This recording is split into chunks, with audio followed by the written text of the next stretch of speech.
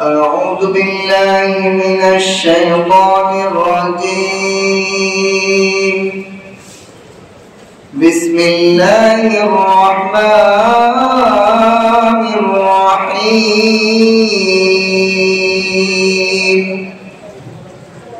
وجعلوا لله شركاء الجن وخلقهم وخرقوا له بنين وبنات بغير علم سبحانه وتعالى عما يصفون.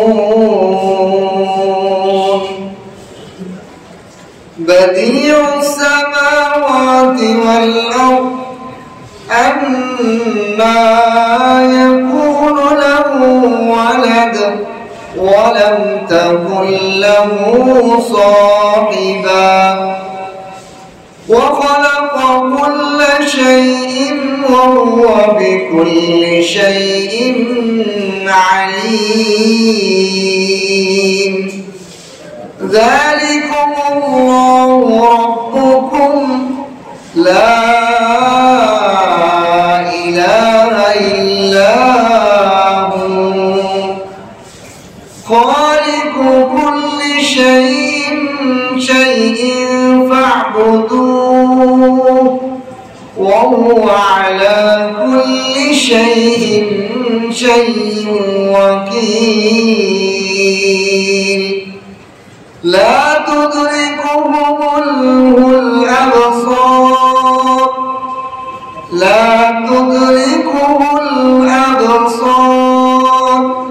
وهو يدرك الأبصار وهو اللطيف الخبير. قد جاءكم بصائر من ربكم فمن أبصر فلنفسه ومن عمي فعليها وما أنا عليكم بحفيظ. وكذلك نصرف الآيات وليقولوا درست ولنبينه لقوم يعلمون. اتبع ما أوحي إليك من ربك لا إله إلا هو وأعرض عن المشركين. ولو شاء الله ما أشركوا وما جعلناك عليهم حفيظا وما أنت عليهم بوكيل. ولا تسبوا الذين يدعون من دون الله فيسبوا الله عدوا بغير علم. كذلك زينا لكل أمة عملهم ثم إلى ربهم مرجعهم فينبئهم بما كانوا يعملون. وأقسموا بالله جهد أيمانهم لئن جاءتهم آية ليؤمنن بها قل إنما الآيات عند الله وما يشعركم أنها إذا جاءت لا يؤمنون. ونقلب أفئدتهم وأبصارهم كما لم يؤمنوا به أول مرة ونذرهم في طغيانهم يعمهون صدقت يا أرحم الراحمين بارك الله لنا ولكم في القرآن العظيم ونفعنا وإياكم بالآيات والذكر الحكيم سبحانك لا علم لنا إلا ما علمتنا إنك أنت العليم الحكيم ربي زدني علما ربي زدني علما ربي اشرح لي صدري ويسر لي أمري واحلل عقدة من لساني يفقهوا قولي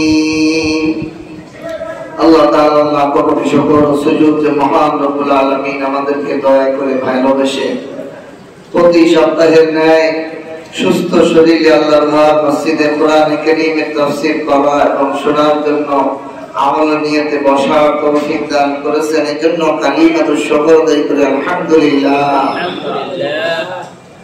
আজকে সূরা আনআমের 100তম আয়াত থেকে 110 নম্বর আয়াত 11টি আয়াত আমি তেলাওয়াত করেছি।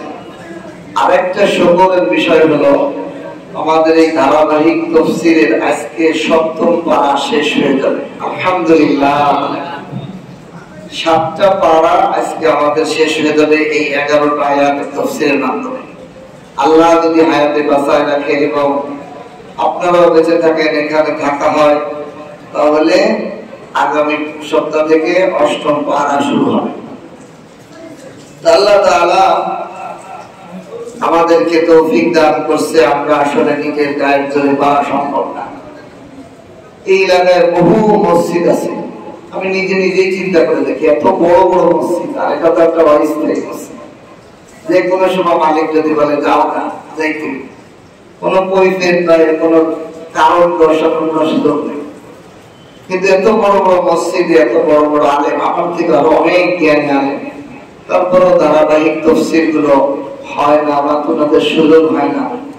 আল্লাহ তাআলা আমাদের নগণ্য কিছু বান্দাদেরকে এই করার আপনাদের শোনার তৌফিক দান করে, এটা আল্লাহর ইচ্ছা, আমাদের কোনো ক্রেডিট নেই। আল্লাহ তাআলার দয়া এবং মায়াতে এটা সম্ভব হয়েছে, এই জন্য আল্লাহর কাছে আবারও শুকরিয়া করি আলহামদুলিল্লাহ। আজকের আয়াতের প্রথম আয়াতে আল্লাহ তাআলা বলেন وَجَعَلُوا لِلَّهِ شُرَكَاءَ الْجِنِّ। আরবের মুশরিকরা শিরকের আল্লাহর অংশীদারিত্ব ক্ষেত্রে তো বিভিন্ন জিনিস মূর্তি বানাইতে বানাইতে 360টা মূর্তি বানাইছে। এছাড়াও তারা আল্লাহ তাআলার সাথে জিনদেরকেও শরীক করত।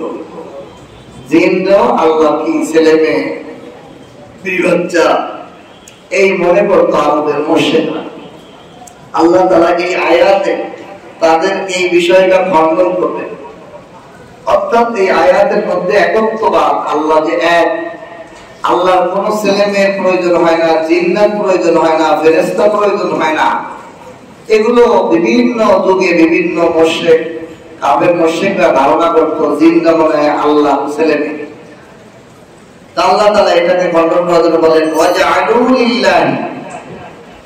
তারা কাফের মুশরিকরা আল্লাহর জন্য নির্ধারণ করে, আল্লাহর জন্য তারা বানায় কি বানায়?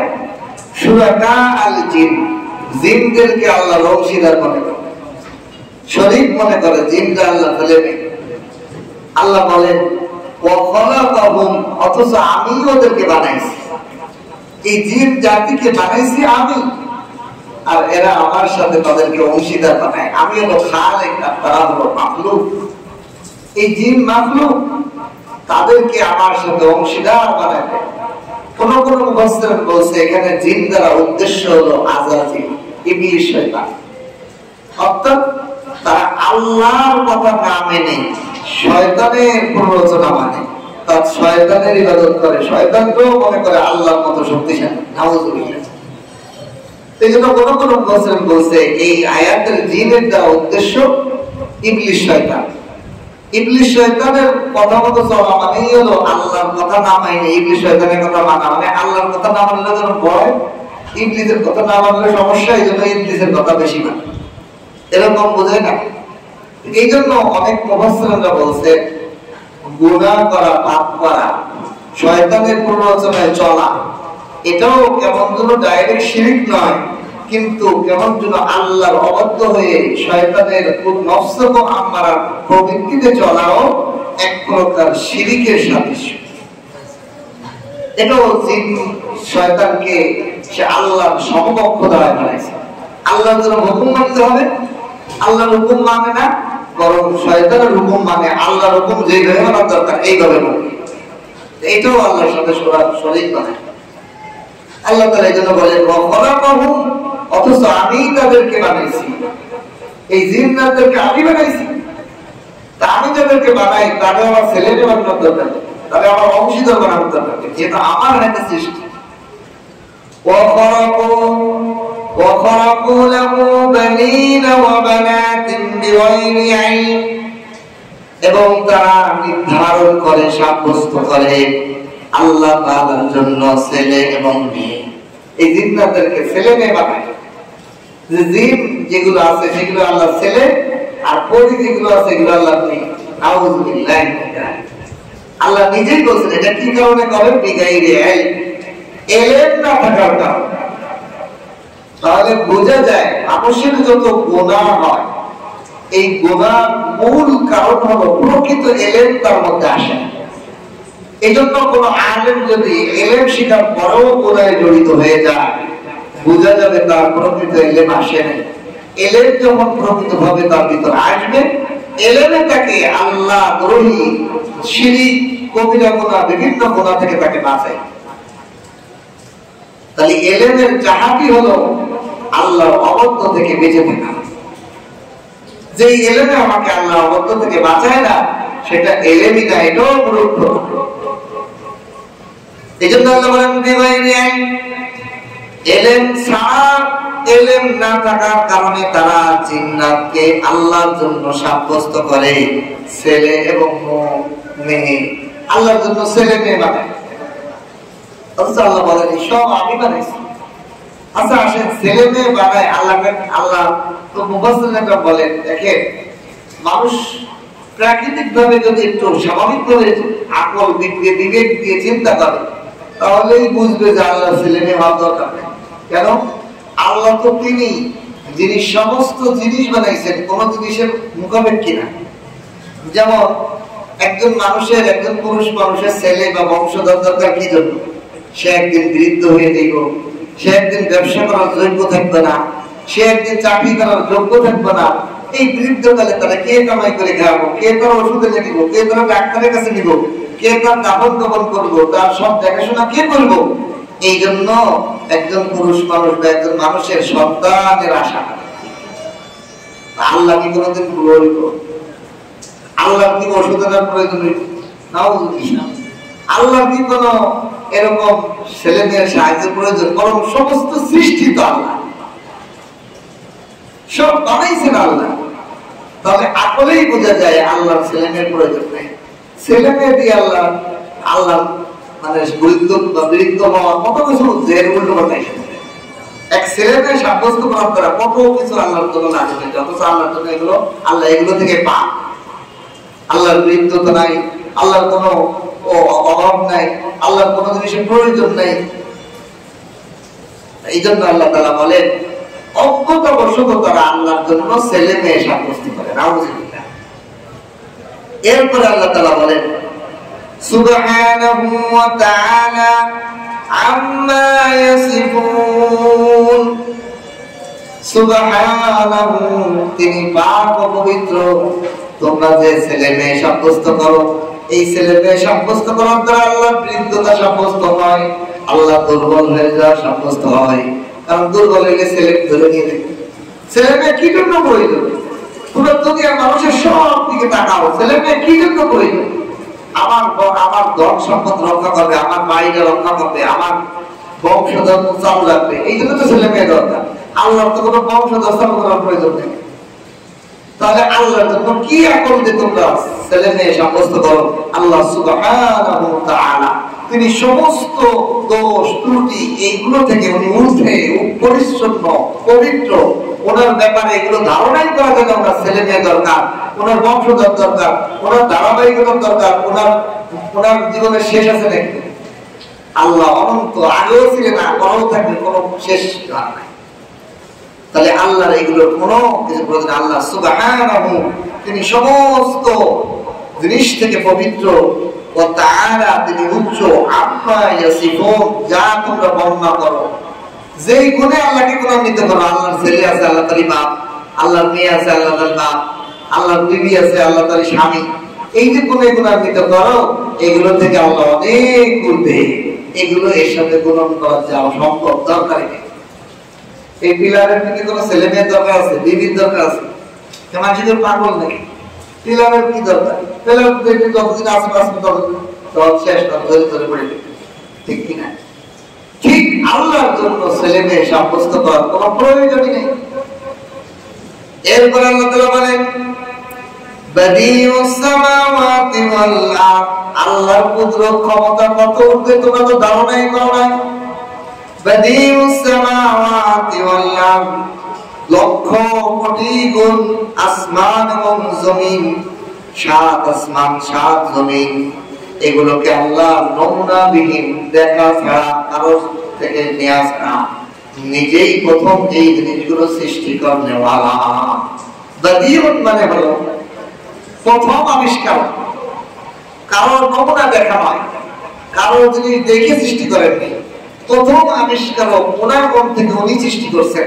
এই বিশাল আসমান একটা নয়, সামাওয়াত সাতটা আসমান, ওয়াল আরদ সাতটা জমিন তিনি সৃষ্টি করছেন কোনো কিছু দেখা ছাড়া।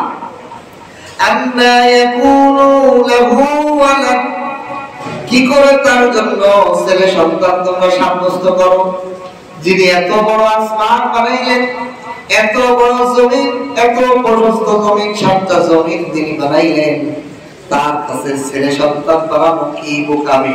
তার জন্য সন্তান বানানো একটা বোকামি ছাড়া কিছু।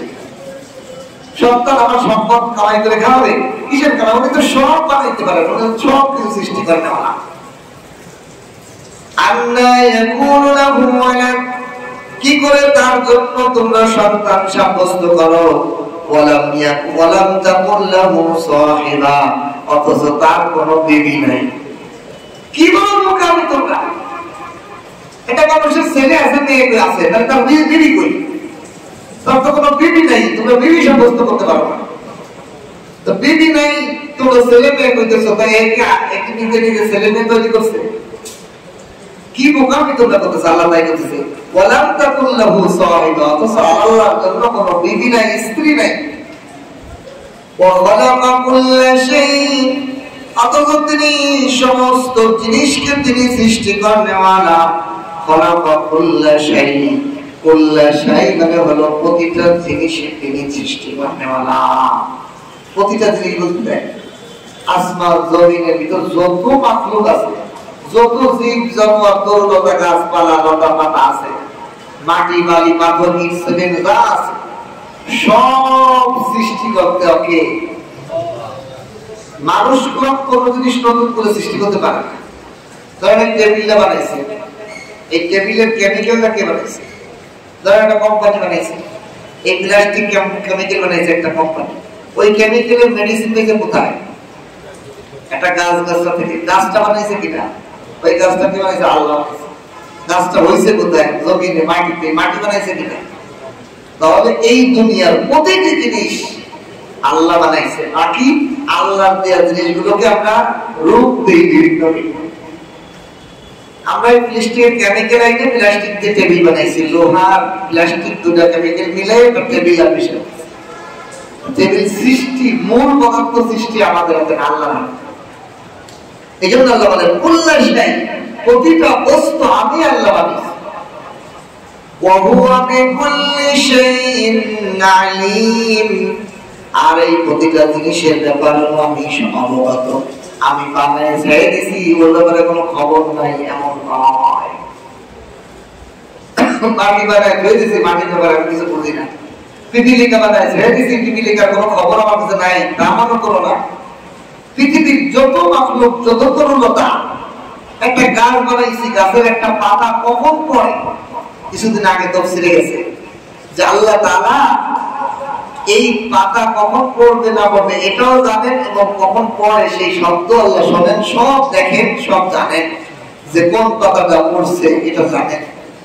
আমি চিন্তা করে দেখলাম যে সবচেয়ে ছোট পাতা কৃষ্ণচূড়া তেঁতুল গাছের পাতা, লক্ষ লক্ষ পাতা, কোন পাতাটা কখন পড়ে বাড়িওয়ালা গাছওয়ালা ঠিক হইব? আল্লাহ সর্ব বিষয়ে জানেন। এই আয়াত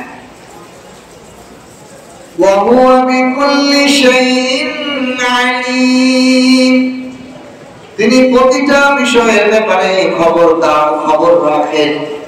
তিনি যদি জিনিসপত্র এত খবর রাখেন, আমি আল্লাহর বান্দার খবর কি ওনার কাছে আছে কিনা? সব আছে। আমি কোথায় কি করতেছি, কোথায় হিংসামি, কোথায় দুশ্মনী, কত চক্রান্ত, ভালো কাজ যেখানে হয় সেখানে কিন্তু চক্রান্ত লেগে যায়, হাজার চক্রান্ত, হিংসা বিদ্বেষ, এই ভালো একটা কাজ ধ্বংস করার জন্য বিশাল মানুষ শয়তান, জিন শয়তানের চক্রান্ত চলে। যে কোনো ভালো কাজ দেখে দাওয়াত ও তাবলীগের কাজ কিভাবে চলছিল সারা বিশ্বে, মানুষকে জমজমাট, এমন শয়তান লাগছে আমাদের সেরকম তাবলীগ জামাত নাই, পুরো কোনাবাড়ি খুঁজে কোনো একটা জামাত পাওয়া যায় না, অথচ মসজিদ খালি ছিল না একটা জামাত দিয়ে। এরকম একটা অবস্থা ছিল। ভালো কাজে শয়তান এমন লাগা লাগে, মানুষ শয়তান, জিন শয়তান, যে ভালো কাজটাকে পণ্ড করা যায় কিভাবে। এই জন্য আল্লাহ তাআলা সর্ব বিষয়ে জানেন। তুমি মনে করো না তুমি চক্রান্ত করতেছো, তুমি ধ্বংস করতেছো, এর পরিপূর্ণ এর প্রতিদান, এর শাস্তি ভোগ করা লাগবে, আল্লাহ সব জানেন। যালিকুমুল্লাহু রাব্বুকুম, তোমাদের প্রতিপালক তিনি আল্লাহ, এই সব বিষয় জানেওয়ালা, তিনি তোমাদের প্রতিপালক আল্লাহ, তিনি সব জানেন, তিনি তোমাদের রব আল্লাহ, তোমাদের রব, তোমাদের লালন পালন করেনওয়ালা। কোরআনের আয়াতের গভীরতার ভিতরে ঢুকলে, একটা শব্দের মধ্যে ঢুকলে একদম শেষ, কিন্তু আমি তার চেষ্টা 11টা আয়াত শেষ করি, তার উপর কিছু আলোচনা করি। যালিকুমুল্লাহু রাব্বুকুম, এখানে আল্লাহ পাকের দুইটা নাম বলা হয়েছে, আল্লাহ রব। আল্লাহ হলো যার ইবাদত করা হয়, আর রব হলো এমন প্রতিপালক, ইহুদি, খ্রিস্টান, দুশমন, হিংসুক, জালেম, গায়রে জালেম, মাজলুম, ইহুদি, ইসরাইল, তারাও আল্লাহ তাআলা খাবার হজম করেছে কোন নামের ওসিলায়? রব নামের ওসিলায়। আল্লাহর যদি রব নাম না থাকতো, ইসরাইলের একটা পানির ঢোক গিরাইতে না। আল্লাহ বলেন ওই রবের, তোমাদের রব সেই আল্লাহর কথা স্মরণ করো, তিনি সব জানেন, যিনি তোমার মাথার তালু থেকে পায়ের তালু পর্যন্ত সব কিছু লালন পালন করেন, কোন বিনিময় ছাড়া।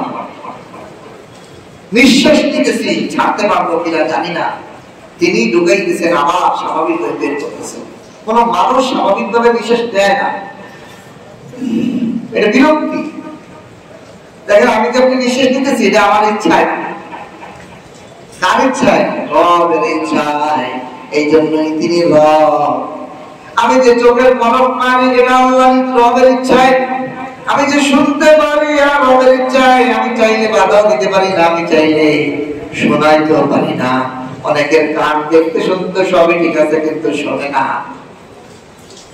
তাহলে আল্লাহ বলেন ওই তোমাদের যে লালন পালন করেওয়ালা যে রব, সেই হলো আল্লাহ, সেই আল্লাহই সব জানে। তোমরা কোথায় কি করো সব বিষয় খবর রাখে। লা ইলাহা ইল্লাহু, কোন মাবুদ নাই একমাত্র তিনিই, বা মাবুদ তিনি একমাত্র, তিনি ছাড়া কোনো ইলাহ নাই। খালিকু কুল্লি শাই, আবার বলতেছে তিনি সব জিনিস বানিয়েছেন, সব জিনিস সৃষ্টি করেছেন। ফাবুদু, সুতরাং তোমরা তার ইবাদত করো, ওই আল্লাহর ইবাদত করো, তিনি ছাড়া কোনো ইলাহ নাই। কারো ইবাদত করা, কারো দাসত্ব করার সময় নাই, কারো গোলামি, কারো চাটুকাটা করার সময় নাই। একমাত্র আল্লাহর গোলামি করো। হয় জীবন থাকতে, নয় জীবন যাবে, আল্লাহর জন্যই সব কিছু করবো। খালিকু কুল্লি শাইইন ফাবুদু। আল্লাহ সর্ব জিনিস সৃষ্টি করেছেন, তিনি আল্লাহ সব কিছু সৃষ্টি করেছেন। ফাবুদু, সেই আল্লাহর ইবাদত করো, তার গোলামি করো, তার ইবাদত বন্দেগি করো। ওয়া হুয়া আলা কুল্লি শাইইন ওয়াকিল, তিনি প্রতিটি জিনিসের উকিল, তত্ত্বাবধায়ক, পরিচালক। উকিল মানে কি? আমার কাজটা শুনে, আমার দলিল নিয়ে আমার একটা কেস, একটা মামলা হয়েছে, এখন এই মামলা থেকে উদ্ধার করার কি আমার যুক্তি দলিল পেশ দিয়ে আমার পুরো দায়িত্ব নেয় কি একজন উকিল, ঠিক কিনা? আমাকে জামিন করে আমার প্রতিপক্ষ থেকে লড়াইয়ে জিতেই পুরো দায়িত্ব কার? উকিল। আল্লাহ বলেন আমি এই প্রতিটা জিনিস সৃষ্টি করছি, এই প্রতিটা জিনিসের তত্ত্বাবধান পরিচালনা করার উকিলও আমি। চোখ বানাইছি আমি, দেখাইও আমি। কান বানাইছি আমি, দেখা শোনাইও আমি। মাথা বানাইছি আমি, ব্রেন পরিচালনা করিও আমি। জিহ্বা বানাইছি আমি, স্বাদ দেইও আমি। আমি সব কিছু করি। ও আল্লাহ, আমার ছেড়ে কারে ব্যবস্থা লা তুদরিকুহুল আবসার।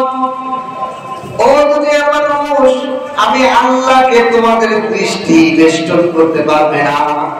এই দুনিয়ায় তোমাদের চোখ দিয়ে আল্লাহকে দেখার মতো যোগ্যতা নাই। লা ইউদরিক মানে বেষ্টন করা। দেখেন আমার দিকে যে আপনারা তাকাইছেন, আমার এই পাশ উপর নিচে পুরোটা আপনাদের চোখের আয়নার ভিতর না? আপনারা তো পুরো বসে আছেন, পুরো মজলিসটা আমার চোখের এহাতার মধ্যে, বেষ্টনের মধ্যে আছে। আল্লাহ বলেন কোন চোখ না। আবসার, বাসার মানে হলো একটা চোখ, আবসার মানে হলো কোটি কোটি বিলিয়নকে বিলিয়ন চোখ। সব চোখ যদি আল্লাহর দিকে দৃষ্টি দেয়, আল্লাহকে বেষ্টন করতে পারবে না। এখন আসেন, চোখ তো পঞ্চ ইন্দ্রিয় জিনিস। ইন্দ্রিয় থেকে বড় আহত হলো মানুষের বিবেক, কল্পনা। মানে আমি চোখে কতটুকু দেখি, এর থেকে বড় কিছু কল্পনা করা যায়, ঠিক কিনা? আল্লাহকে সারা দুনিয়া দেখেন, একজন মানুষ আসমানের দিকে তাহলে পুরো এই পাশ থেকে ওই পাশ সব আসমান কভার করে দিতে পারে না তার চোখ? পারে কিনা? আমি পুরো ফাঁকা জায়গা আসমান দিক তাকাইলাম, এই পাশ থেকে ওই পাশ পুরোটা আমার চোখের মধ্যে রয়েছে, ঠিক কিনা? এরপরে কিন্তু আসমান দোয়া পৃথিবী থেকে 13 লক্ষ গুণ বড় সূর্য, এটাও আমার চোখের মধ্যে। আরো কত জায়গা খালি, সূর্য দেখতেছি, চাঁদ দেখতেছি, তারকা দেখতেছি। আল্লাহ তাআলা বলে আবসার মানে হলো পৃথিবীর শুরু থেকে যত জীব জানোয়ার, মানুষ, জিন এই পৃথিবীতে আল্লাহ তাআলা সৃষ্টি করছেন, কিয়ামত পর্যন্ত আসবে, সমস্ত চোখগুলো যদি লাইন ধরে দাঁড়ানো করা হয়, এই সব চোখগুলো দিয়ে যদি আল্লাহর দিকে তাকায়, এই সব চোখ মিলেও আল্লাহকে বেষ্টন করতে পারবে না। অন্ধ হাতি দেখতে গেছে, সাত অন্ধ। ছোটকালে আমরা কত সুন্দর উপদেশমূলক গল্প করছি বাংলা কিতাবগুলো, এখন স্কুলের মধ্যে এই উপদেশগুলো নাই। সাত অন্ধ ধরতেছে, এক অন্ধ ধরছে কাঠ, এক অন্ধ ধরছে সুর, এক অন্ধ ধরছে হাতির পা, এক অন্ধ ধরছে পেট। জিজ্ঞাসা করেছে তুমি কি দিয়ে, হাতি কেমন? হাতি হলো মূলের মতো।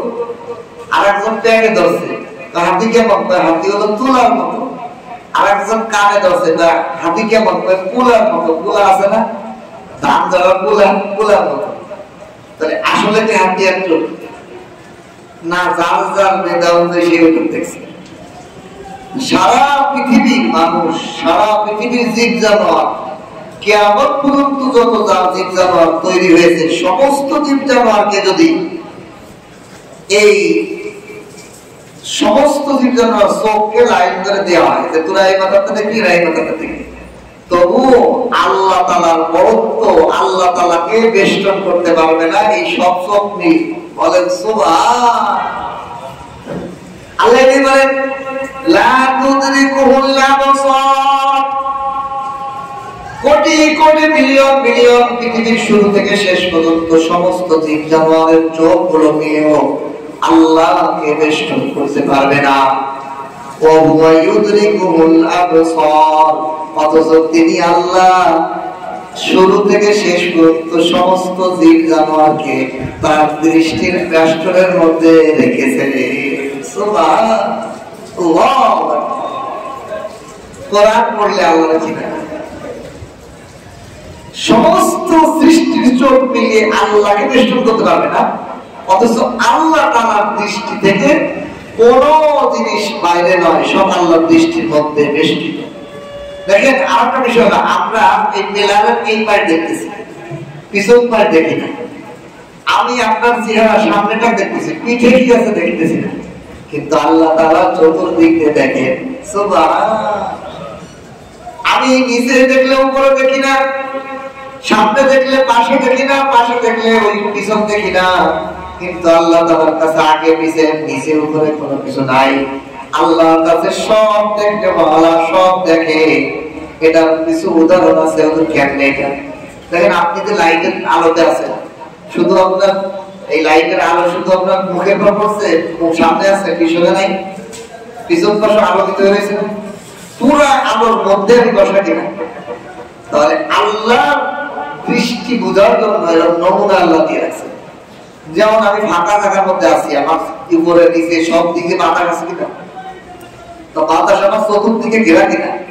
আল্লাহর দৃষ্টি এরকম আমাকে চতুর্দিক দিয়ে ঘিরে রাখছে, এবং আমি নয় সমস্ত সৃষ্টি জীবের প্রতি এরকম আল্লাহ দৃষ্টি। সুবহানাল্লাহ। এইজন্য আল্লাহ বলেন লা ইউদরিকুহুল আবসার। ও দুনিয়ার মানুষ, আমাকে এখন প্রশ্ন হলো, দুনিয়ার বুকে মানুষ কি আল্লাহকে দেখতে পারবে না? তাই না? হযরত মূসা আলাইহিস সালাম আল্লাহ কয় উমজুরুনি, আল্লাহ আপনি আমাকে দেখা দেন, আমাকে দেখা দেন। আল্লাহ কয় লা তারানি, আমাকে দেখতে পারবে না। ও মূসা আমাকে দেখতে পারবে না, তুমি দেখো আমাকে দেখতে পারবে কিনা, একটু পাহাড়ের দিকে তাকাও। আল্লাহ পাক ৭০,০০০ নূরের পর্দা থেকে একটা পর্দা সরাই খালি তুর পাহাড়ে নজর দিয়েছেন। ওই নূরের ঝলকে মূসা আলাইহিস সালাম বেহুশ। ৭০ জন বনী ইসরাইল নেতা নিয়ে গেছে, তারা পুড়ে কয়লা হয়ে বর্ষা হয়েছে। দুনিয়ার জমিনে কেন ব্যক্তি আল্লাহকে দেখার সক্ষমতা নেই। ২ নম্বর, রাসূলুল্লাহ সাল্লাল্লাহু আলাইহি ওয়াসাল্লাম যে মেরাজে গেছেন, আল্লাহকে দেখছেন না? আল্লাহকে দেখছেন। সাহাবায়ে কেরামের মধ্যে ২ দল, কেউ বলছে দেখছেন, কেউ বলছে দেখেন নাই। কিন্তু যা দেখছেন এই ব্যাপারে বেশিরভাগ সাহাবীদের অভিমত। কেন? যে এটা হলো আখিরাত, আখিরাতে দেখতে পাবে, দুনিয়াতে দেখতে পারে না। আর রাসূলের হাদিস আছে দুনিয়াতে কেউ দেখতে পাবে না আল্লাহকে, আখিরাতে দেখতে পাবে। আখিরাত হলো দুনিয়ার জগৎ হলো আসমান পর্যন্ত, আসমানের পরে ঊর্ধ্ব জগৎ আরশ কুরসি হলো আখিরাতের জগৎ। আল্লাহ রাসূল আখিরাতের জগতে আল্লাহকে দেখছেন। নাম্বার 2, জান্নাতের মধ্যে কি আমরা আল্লাহকে দেখতে পাবো? আল্লাহ রাসূল সাল্লাল্লাহু আলাইহি ওয়াসাল্লাম একদিন সাহাবাদের নিয়ে মসজিদে নববীর দিকে যাচ্ছেন নামাজ পড়তে। এর মধ্যে বা বসে আছে, মসজিদে নববীতে বসে আছে, মা মসজিদে একটু ছাদ নাই, খেজুর পাতা ছাদ, আসমান দেখা যায়, দেখেন যে চন্দ্র উঠছে। আল্লাহ রাসূল বলেন, হে আমার সাহাবারা, জান্নাতের মধ্যে তোমরা চাঁদকে স্পষ্ট দেখতে পাচ্ছো, কোনো ভিড় নাই, কারো দেখতে অসুবিধা হচ্ছে না, ঠিক তেমনি ভাবে তোমরা আল্লাহকে দেখতে পাবে। এখন বিষয় হলো জান্নাতের মধ্যেও আল্লাহ তাআলাকে যে বান্দারা আমরা দেখতে পাবো, যারা আল্লাহ তাআলা আমাদেরকে দেখার তৌফিক দান করুন, বলেন আমিন। কারণ উসিয়া হাজারি সে মকসুদ কিয়া হ্যায়, লেখায়ে খোদা হ্যায়, রেজায়ে খোদা হ্যায়। আল্লাহকে দেখাই হলো মূল আমাদের এই হাজারি ইবাদত বন্দেগী তাফসীর যা বলেন, এটা আল্লাহর পাওয়া, আল্লাহর মোলাকাত, আল্লাহর সন্তুষ্টি পাওয়া। যেমন আল্লাহকে যারা দেখবে তারাও আল্লাহকে ইহাতা করতে পারবে না। আল্লাহকে দেখবে ঠিকই, কিন্তু আল্লাহ মানে আল্লাহ পুরা দৃষ্টির মধ্যে ইহাতা করে বেষ্টন করে আল্লাহকে দেখতে পারবে না। এইভাবে দেখবে, কিন্তু আল্লাহকে বেষ্টন করে দেখতে পারবে না, যে আমার চোখের দৃষ্টি ভিতরে আছে, এটা আপনারা আমার লোকের দৃষ্টি ভিতরে আছে, এরকম না। আল্লাহর দেখা হইবে, মোলাকাত হইব, কিন্তু পুরা বেষ্টন করে দেখা হতে পারবে না কোথাও। এটা আল্লাহর বড়, আল্লাহু আকবার, আল্লাহ সবচেয়ে বড়, এটাই এটার জন্য স্বাভাবিক, এটাই আল্লাহর গুণ। এই জন্য এই গুণের বেড়ে তো না, এটাই গুণ যে আল্লাহ সবচেয়ে বড়। এই জন্য আমার দৃষ্টি দেখাটার মধ্যে হইলে তো আল্লাহ ছোট হয়ে গেল। এই জন্য আল্লাহ এটা গুণ, এই জন্য ওইভাবেই হইব আল্লাহর সাথে মোলাকাত। আল্লাহ রাসূল সাল্লাল্লাহু আলাইহি ওয়াসাল্লাম বলেন, জান্নাতের মধ্যে আল্লাহ তাআলা বান্দাদেরকে অনেক দিবে, দিয়ে বলবে, বান্দা তোমরা খুশি হইছো? আল্লাহ আমাদেরকে জাহান্নাম থেকে মুক্তি দিয়েছেন, জান্নাত দিয়েছেন, আর কি চাই? পাইছি। আল্লাহ তাআলা নূরের পর্দা সরাই দিয়ে তাদের সাথে দেখা করবেন, সাক্ষাৎ করবেন। আল্লাহর মোলাকাতে জান্নাতীরা 50,000 বছর ঘুমিয়ে দেয়না আল্লাহকে একবার দেখে। এবং জান্নাতের তবকা থাকবে বিভিন্ন মর্যাদা। কিছু কিছু বেশি, যাদের বেশি মর্যাদা থাকবে তারা আল্লাহকে সকাল বিকাল দেখতে পাবে, প্রত্যেক জায়গাতেই দেখতে পাবে। কিন্তু এর মধ্যে 4টা তবকা। এক তবকা হলো সকাল বিকাল দেখতে পাবে, আর যে সময় চাই সেই সময় দেখতে পাবে। আর এক তবকা হলো সপ্তাহে একদিন দেখতে পাবে, আর এক তবকা হলো মাসে একবার দেখতে পাবে, আর এক তবকা হলো বছরে একবার দেখা পাবে। এই 4টা তবকা জান্নাতের মতো হইব, বাকি সবাই পাইব ওইভাবে। তো সর্বপ্রথম যারা 1 নম্বর তবকায় যখন চায় তখন দেখতে পাবো, তারা কারা? যারা প্রতিটা কাজের মধ্যে বিসমিল্লাহ বলে। সুবহানাল্লাহ। প্রতিটা কাজ ভালো কাজে, খারাপ কাজে না। মদ খাওয়ার সময় না, জিনা করার সময় বিসমিল্লাহ বললে হবে। হালাল কাজে বিসমিল্লাহ বলবো, বৈধ কাজে বিসমিল্লাহ বলবো। আল্লাহ তাআলা জান্নাতে তাদের ওই তবকায় একদম সব সময় তারা আল্লাহকে দেখবে।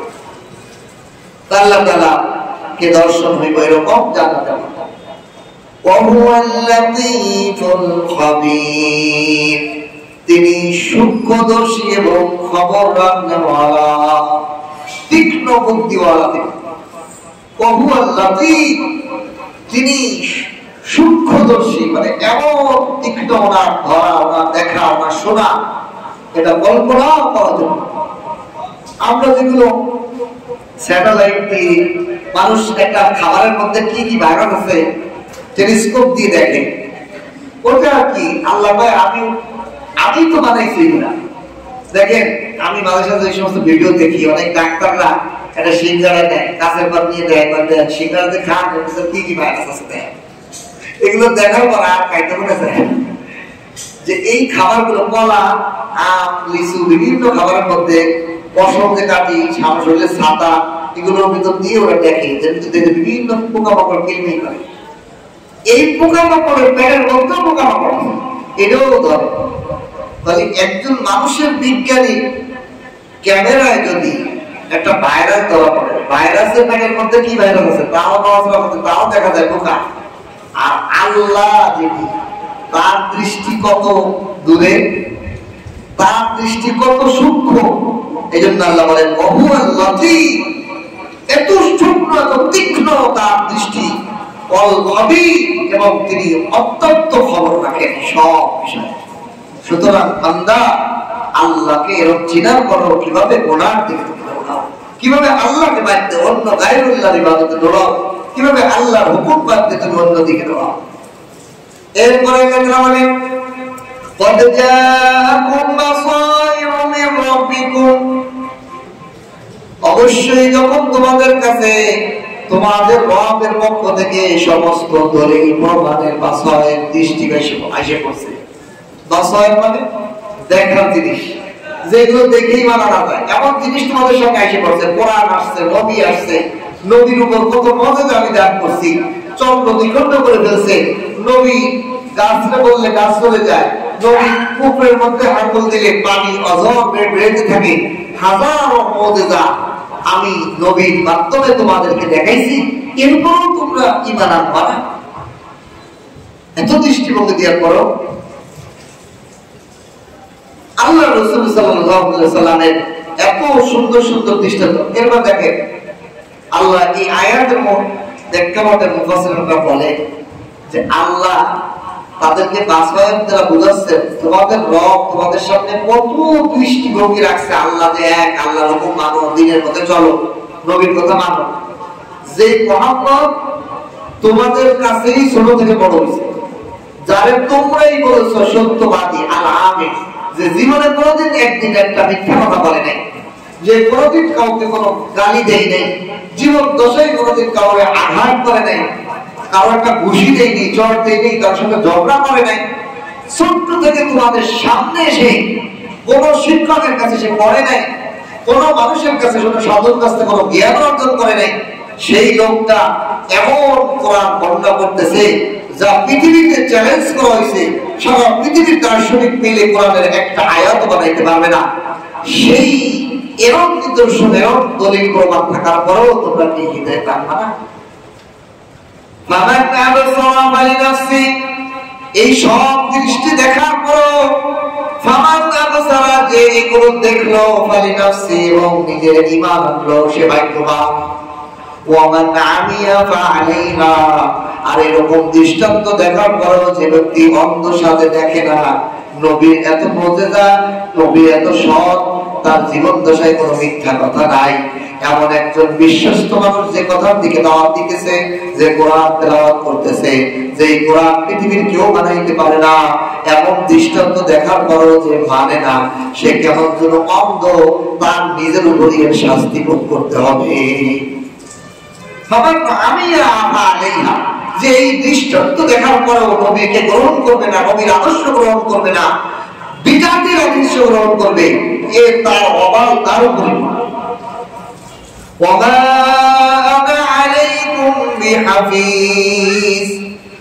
আপনি বলে দেন, আমি তোমাদের জন্য পর্যবেক্ষক নয়, রক্ষক নয়, আমি তোমাদের হেফাজতকারীর দায়িত্ববোধ নয়, আমার কোনো দায়িত্ব দেওয়া হয়নি যে তোমাদেরকে জোর করে এটা বানাবো, জোর করে মুসলমান বানাইবো, জোর করে তোমাদেরকে নামাজ পড়াবো, এটা আমার উপর দায়িত্ব না, নবীর উপর দায়িত্ব না, আমি ইমাম সাহেবের উপর দায়িত্ব না।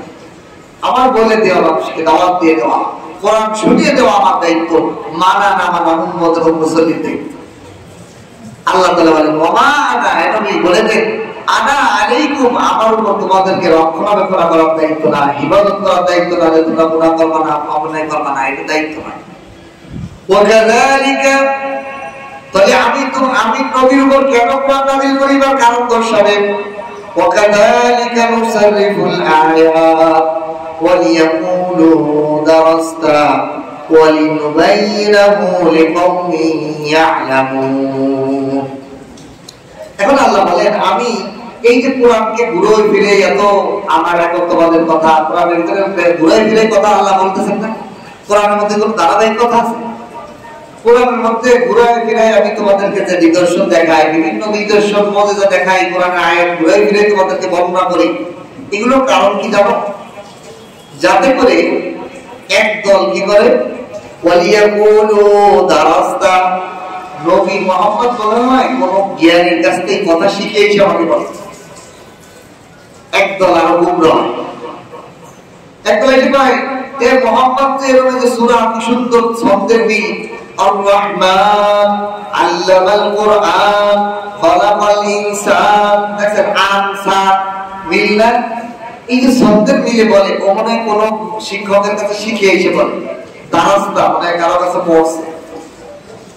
এখান থেকে মাদ্রাসা, মাদ্রাসা মানে পড়ালেখার জায়গা।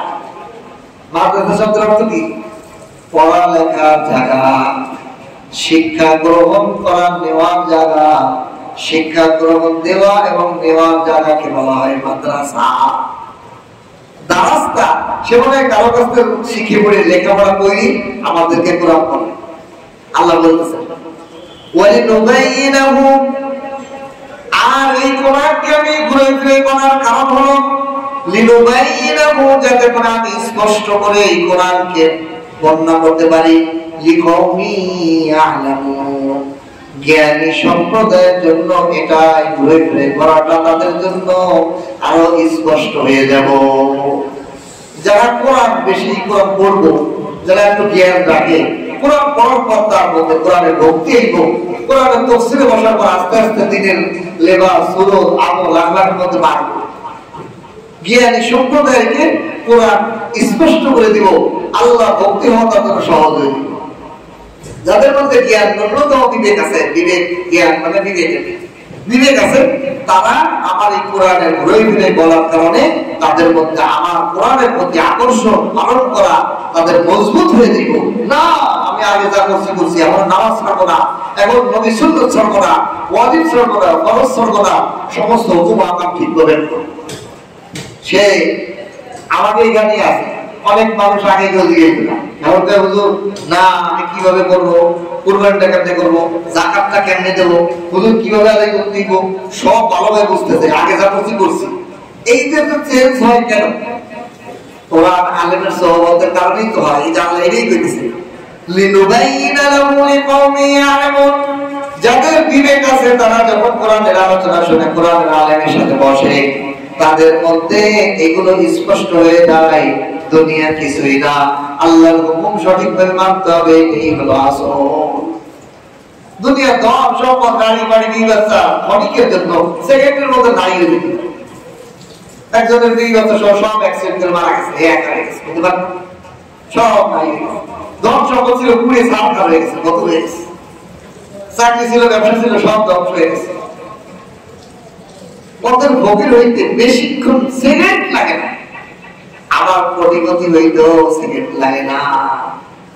আমার এক বন্ধু কাছে, দোস্ত কিসের সরকারি চাকরি, আল্লাহ তাআলা এমন ব্যবসা করায়, মাসে 1 কোটি টাকা কামানো কোনো ব্যাপার বলেন। আমার সাথে খেলাধুলা করছে, আমার সাথেই ছিল, সে আমার এই বলে, তাহলে আল্লাহ তাআলা ধনী বানাইতে কত। এই জন্য আল্লাহ তাআলা বলেন জ্ঞানী সম্প্রদায়ের জন্য এই কোরআনটা কি উপকারী হইব। আর যাদের দিলে যারা নবীকে দেখার পর উপায় নবী মনে করতে শিখাইছে, ওরা গোপনতা ওরা আল্লাহ হৃদয় দিতে চায় না। এখন নবীকে বলেন ইত্তাবিউ মা উহিয়া ইলাইকা মির রাব্বিক, হে নবী আপনি আপনার প্রতিপালকের পক্ষ থেকে যে ওহী, যে দিক নির্দেশনা দিয়েছেন ওইটা অনুসরণ করেন। আপনি ওদেরকে জোর করে ইসলাম আনানো, মুসল্লি বাড়ানো, আমি জোর করে বাড়ি মসজিদে আসেন দরকার নেই। আমার কাজ প্রচার করা, কথা শোনানো, দাওয়াত দেওয়া, জোর জবরদস্তি নাই। কোন দাওয়াত দিকে থাকা, যখন আল্লাহ কবুল করবো তখন এমনি বলবো, আমার জোর জবরদস্তি করার কারণ নাই। ইত্তাবিউ মা উহিয়া ইলাইকা মির রাব্বিক, আপনার প্রতিপালক আপনার কাছে যে ওহী পাঠান ওটারই অনুসরণ করেন। আপনার অত প্রেশানি পাওয়ার কোনো লাভ নেই। লা ইলাহা ইল্লাহু, কোন ইলাহ নাই, তিনি একমাত্র আল্লাহ। ওয়া আরিদ আনিল মুশরিকিন, মুশরিকদেরকে ছেড়ে দেন, তাদের কাজের মধ্যে ছেড়ে দেন, তাদের পিছে লাগি থাকার দরকার নাই। যারা আপনারা ছোটবেলাতে দেখছে আপনি কোনো পড়ালেখাই করেননি, অক্ষর জ্ঞান আপনার নাই, উম্মি আপনি। অক্ষর জ্ঞান মানে কোনটা আলিফ, কোনটা আকার, কোনটা রসিকার। একজন ব্যক্তি বাংলা ভাষা পারে, আছে না আমাদের সমাজে, কিন্তু লিখতে পারে না, পড়তে পারে না, রেডি আছে কিনা? আল্লাহ রসুলকে আল্লাহ তাআলা এটা বানাইছেন, এটাই রসুলের একটা সম্মান। রসুল যদি লেখাপড়া জানতেন তাহলে ওরা আরো বেশি গুরুত্ব দিত, রসুল কারো কিতাব পড়ে নেয়। এই জন্য আল্লাহ ইচ্ছা করে নবীকে আক্ষরিক জ্ঞান দেন, অক্ষর জ্ঞান দেন। এটাই নবীর জন্য ফজিলত দিয়েছে, এটাই নবীর জন্য সবচেয়ে বড় জ্ঞানী দিয়েছে। যে নবী কোনো রিডিং করতে পারে না, কোন শিক্ষকের কাছে পড়ে না, তখন যদি এইরকম জ্ঞানের কথা বলে তাহলে বোঝা যায় কোন ব্যক্তি অক্ষরিক জ্ঞান না হয় তার মূর্খতা। কারণ একজন রিডিং করতে পারে না তাই বলে সে মানে মূর্খ, জ্ঞান অজ্ঞানী না। অনেক শিক্ষিত মানুষ থেকে অনেক অশিক্ষিত মানুষ অনেক জ্ঞান আছে কিনা, সব বহু জ্ঞান নাই। শিক্ষিত মানুষের পরামর্শ দেয়, অশিক্ষিত মানুষের জ্ঞান আলাদা জিনিস। জ্ঞান রিডিং পড়াটাকে জ্ঞান বলে না। জ্ঞান হলো যার যত নলেজ, যার যত বিষয় জানা তাকে জ্ঞানী বলে। সেটা আপনি পড়া ছাড়াও জ্ঞান নিতে পারেন, কারো কাছে শুনে শুনেও জ্ঞান নিতে পারেন। জ্ঞানী হওয়া আলাদা জিনিস। আল্লাহ রাসূল সাল্লাল্লাহু আলাইহি সাল্লাম যে কারো কাছে পড়ে নাই, কারো কোনো অভাব আছে, কারো কাছে মানে পড়িয়ে শিখিয়ে তোমায় বলে। এই জন্য আল্লাহ রাসূলকে বলেন ও আরিদ আনিল মুশরিকিন, আপনি মুশরিকদের ছাড়েন, ওদেরকে ছেড়ে দেন। ওরা আপনার উল্টোপাল্টা কথা বলবে, ওদেরকে পেরেশানি হয় না। ওরা ইসলাম গ্রহণ করে না, ওরা আমার সততা দ্বারা করো ইসলাম মানে না, এই ওরা আপনি পেরেশানি হয় না। ওয়ালাউ শাআল্লাহ এই আয়াতের ক্ষেত্রে একটা সাংবাদিক আছে বলে সমস্ত কাফেররা চিন্তা করল যে মোহাম্মদ তো আমরা মানতেই পারতেছি না, মোহাম্মদ তো আমরা মোহাম্মদ সাল্লাল্লাহু আলাইহি ওয়াসাল্লামকে মানতে পারতেছি না, সর্বক্ষেত্রে বাধা হয়ে যাচ্ছে তার চাচা আবু তালেব, রাসূলুল্লাহ সাল্লাল্লাহু আলাইহি ওয়াসাল্লামের চাচা। যদিও ঈমান আনে নাই, কিন্তু রাসূলের কয়েক শরীরে একটা লোমে টুকা দিলে কেউ এই সাহসও চাচা সুযোগ দেয়নি। আল্লাহ আল্লাহ এই ওসিলায় নাজাত দিতে পারে, আল্লাহর ইচ্ছা। কারে আল্লাহ নাজাত দিবে, কারে শাস্তি দিবে, এটা আল্লাহর ইচ্ছা। দেখো এই আবু তালেবের কাছে আবু জাহেল, উতবা, সাইবা, বড় কাফেররা সবাই মিলে মিটিং করলো, আমরা যদি আবু তালেব এখন অসুস্থ হয়ে পড়ছে, দেখেন ওদের ভিতর কি গায়রত ছিল, ওরা কাফের হইলেও আত্মমর্যাদা বলছিল। বর্তমানে মুসলমানেরও আত্মমর্যাদা নেই। আত্মমর্যাদা মানে এই বাজারে অনেক এরকম ঘটনা হচ্ছে, মানুষের আত্মমর্যাদা নেই। যে একজন একটা দোকান করতেছে, দোকানের মালিক বলে আপনার এখানে অ্যাডভান্স আমি আরো বেশি দেবো, ভাড়া আমি বেশি দেবো, এটা সহায় নেই। এটা কি কোনো আত্মমর্যাদা বংশীয় ভদ্র মানুষের কাজ হতে পারে? নোংরামি কাজ না।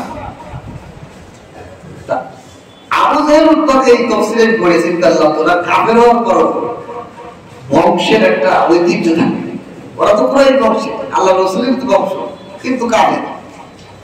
আবু জাহেল উৎপাদ চিন্তা আছে, আপনারা যদি আবু তালেব তো জীবন দশায় নবীর এটা টোকা দিতে দেয় না, মারতে দেয় না।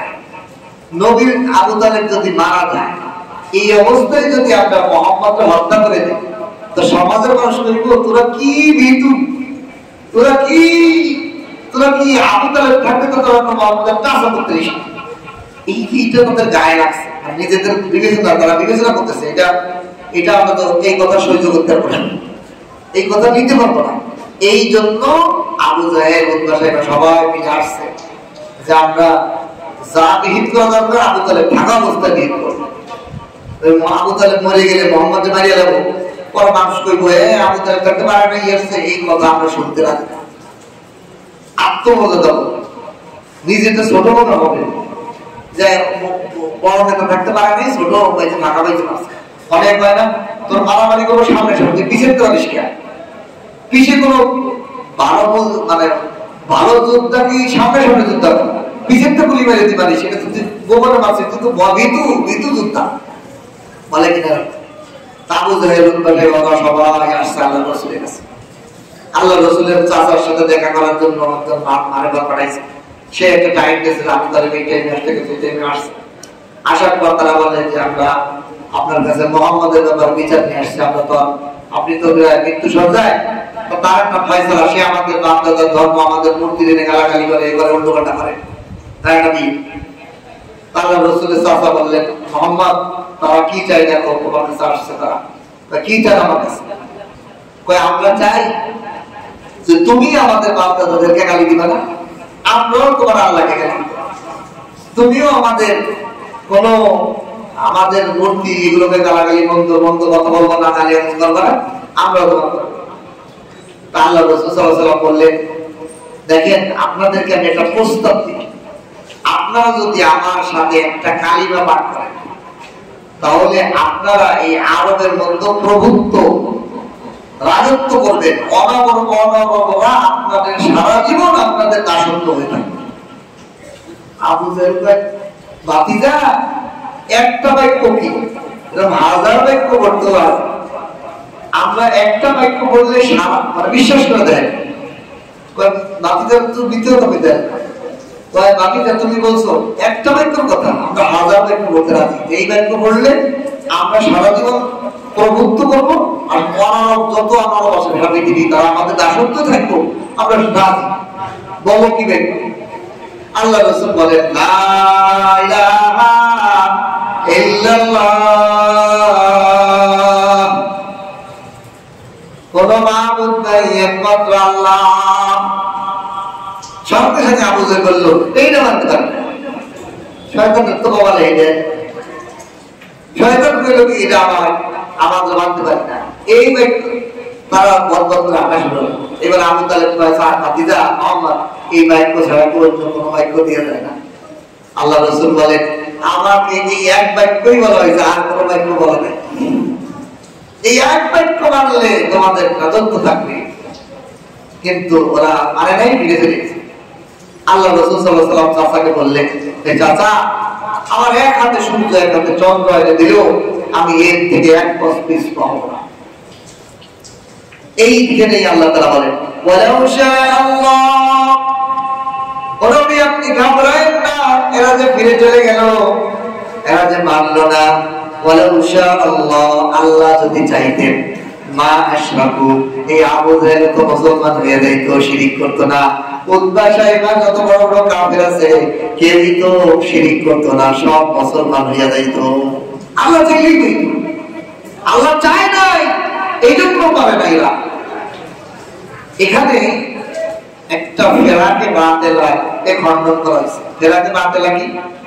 ফেরাক আমরা হলো আহলে সুন্নাত ওয়াল জামাতের আকীদা পোষণ করি। ফেরাকে বাতিলা কাদেরিয়া, এরা এদের আকীদা হলো ভাগ্য হলো মানুষের নিজ হাতে। নাউযুবিল্লাহ বলেন, ভাগ্যে কার হাতে বলে? এই কাদেরিয়া সম্প্রদায় এরা মনে করে যে আমি যেটা করবো সেটা, আমি যদি চাই চাকরি করবো চাকরি, আমার ভাগ্যে আমি যেটা করবো, আমি যদি চাই ব্যবসা আমি ব্যবসা করবো, এটা আমার ইচ্ছা, এটা আল্লাহর ইচ্ছা নেই। নাউযুবিল্লাহ বলেন। অথচ আমাদের আহলে সুন্নাত ওয়াল জামাতের আকীদা কি? ওয়াল শাররি খায়রিহি ওয়া শাররিহি মিনাল্লাহি তাআলা, আল কদরি খায়রিহি ওয়া শাররিহি মিনাল্লাহি তাআলা। ভালো মন্দ সব কিছু তকদীর নির্ধারণ করতে লাগে।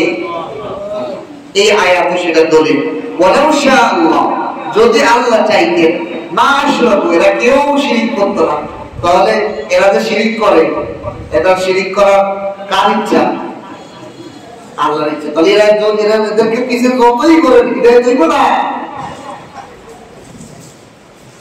হৃদয় দইব না। এখন প্রশ্ন হয়, তাহলে তো ওদের কোনো দোষ নেই। প্রশ্ন হয় না? আপনাদের জেনে শিখেছে প্রশ্ন, তাহলে আরো যার দোষ, আল্লাহ চাইছে বলে না কাবের দিচ্ছে, আল্লাহ চাইছে বলে আমি মুসলমান হয়েছি, তাহলে ওদের দোষ নেই, ওরা তো নিজ ইচ্ছে কাবের না। আল্লাহ চাইছেন কেন?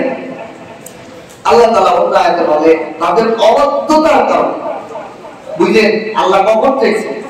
তাদের অবদ্ধতার কারণে আল্লাহ তাদেরকে শিরিকের মধ্যে বাড়াইছে। যেমন এইবার যেটা বোঝাই, একজন ব্যক্তি এনে যারা আছেন তাদেরকে বললাম এই টুলটা এখান থেকে যেই উঠাইবে তার মাথায় আমি উঠাই দেব, তবে যেই উঠাবেন তার এই লাঠি দিয়ে 10টা বাড়ি মারবে। এই ঘোষণা করার পর যদি কেউ ওঠান আর আপনারা আমি উঠাইও দিই, আমি উঠাই দিচ্ছি এবং লাঠিতে বাড়ি মারি, তাহলে আপনি কইতে পারবেন দুজন বাড়ি দিলেন? এই কথা বলার সুযোগ আছে? কেন? আমি তো বলেই দিছি আমি চাই, যাতে আমি তারা উঠাই দেবো। উঠাই দিয়ে এটা কে দিচ্ছে? আমি তো দিছি। কিন্তু চাহার টাকা আপনি তো না চাইলে এটা না উঠাইতে পারবেন, ঠিক কিনা? কিন্তু আপনি জানেন যে বাড়ি দিব, তারপরেও উঠাইছেন। এর মানে হলো আমি শিরিক যারা করে এটাও আমার সাহায্য করে, ভালোটা যে ইসলামের কথা আসে সেও আমার সাহায্য আসে। ইচ্ছাটা তার থাকে, সে যদি যখন ইচ্ছা করবো আমার সাহায্যে সে করবো, আমি চাইবো তখন সে ইচ্ছা করবো, সে ইচ্ছা হইব। কিন্তু এই সে যে শিরিক করছে, শিরিকের জন্য সে ইচ্ছাটার কারণে আমার ইচ্ছা আর তারও অবদ্ধতায় দুটোটা মিলে সে শাস্তিও পাই। আমার ইচ্ছার কারণে সে শাস্তি থেকে মুক্তি থেকে বেরোন হয়। বরং আমি তো বলেই দিছি যে শিরিক করবো তার আমি দুলাই দিব, তারপরেও কেন শিরিক করছো তোমরা? এই জন্য তুমি ইচ্ছা করার পরেও আমার ইচ্ছাই আমি তোমাকে জাহান্নামের দিকে ঠেলে দিই। এই জন্য আল্লাহ দোষী করে। আল্লাহ সব চোরকে চুরি করে, তাহলে আল্লাহ সাহায্য করে। তার চোর কইতে বলতে আল্লাহ আপনি তো সাহায্য করতেন না, যখন চুরি করতে ধরা খেতে আল্লাহ বলছে চুরি করা আমি হারাম কোরআনে বলে দিয়েছি, তারপর তুমি করছো আমার সাহায্য নিয়ে করবো, আমি সাহায্য ছাড়া তুমি কেন করবা? 2 নম্বর একটা উত্তর হলো যে আমরা আমাদের সত্তা হলো আমরা আগামীকাল কি হবে এটা জানি না, কিন্তু আল্লাহ সত্তা, আল্লাহ কোনো আগামীকাল পরের দিন আগে পরে আছে। তাহলে আল্লাহ সত্তা অনুযায়ী জানেন এই অন্তরে এই লোকটা কুফরি করবে না কি করবে, এটা আল্লাহ জানে না। জানা অনুযায়ী আল্লাহ ইচ্ছা করছে। বুঝলেন? যেমন এক্সরে মেশিন, আমার ভিতরের হাড্ডি পর্যন্ত সে এক্সরে করে দেয়, অথচ মোবাইলের ক্যামেরা আমার শুধু চেহারা ভিডিও করে। তাহলে এমন ভিতরের জিনিস দেখে ফেলার কারণে কি আমার ভিতরে কি হবে? এটা কি মোবাইলে দেখার কারণে হয়েছে না আমার টাকের থেকে হয়েছে? উনি দেখছে বলে জানাচ্ছে বলে দিচ্ছে। ঠিক আল্লাহ তাআলা জানে না শিরিক করবে, এই জন্য শিরিকের দিকে ঠেকাইছে।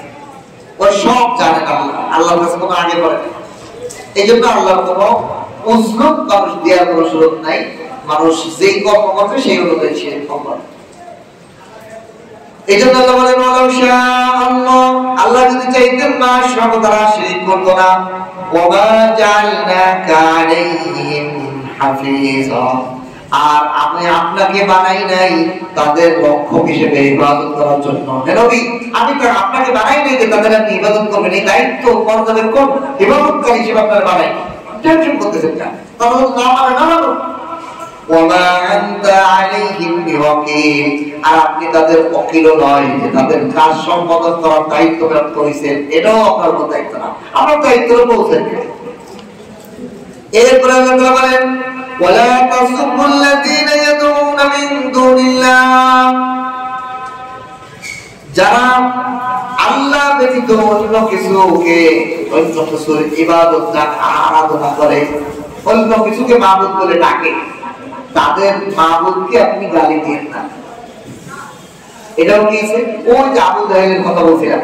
আবু জাহেল উসবাইকে কয়, মুহাম্মদ তুমি আমাদের মূর্তিদেরকে গালি দিও না, আমরাও তোমার আল্লাহকে গালি দিব না। এখন প্রশ্ন হলো কি, নবী কি কোনোদিন গালি দিয়েছেন না? আমার নবীর জীবন দশায় শিশুকাল থেকে কোন মানুষকে কোন মূর্তিকেও গালি দেন,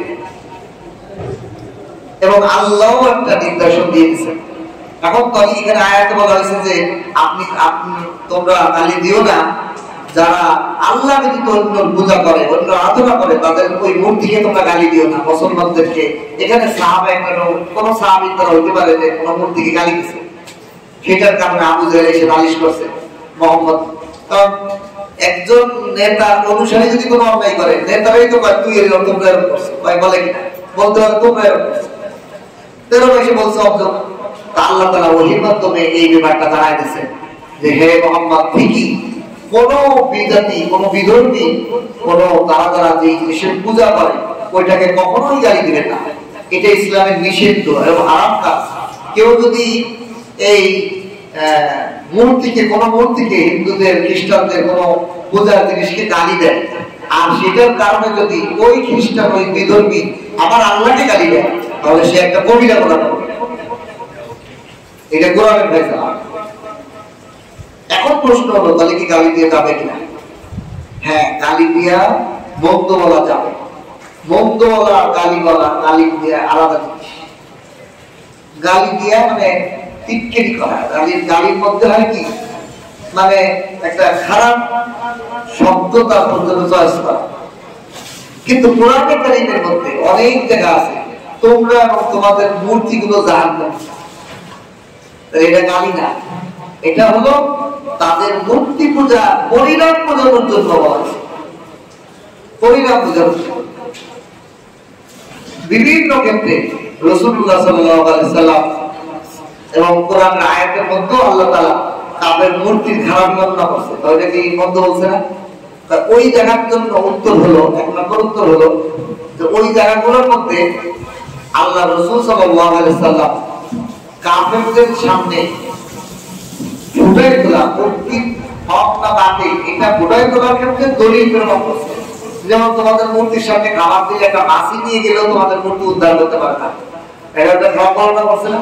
কিন্তু এটা এই বর্ণনা হলো মুনাজারা, মুবাসারা, হক প্রকাশ করার যখন দ্বন্দ্ব হয় তখন দলিল পেশ করতে হয়। যেমন একজন মানুষের আদালতে উঠছে আসামি, আসামি এই কাজ করে, ও জিনাখোর, ও মদখোর, এই যে বলতেছে উকিল, এটা কি তারা গালি দিচ্ছে না তার স্বভাবটা বিচার করতে যাতে বিচারকের সুবিধা হয় এই জন্য আদালতের জজের কাছে উকিল এটা প্রকাশ করতেছে।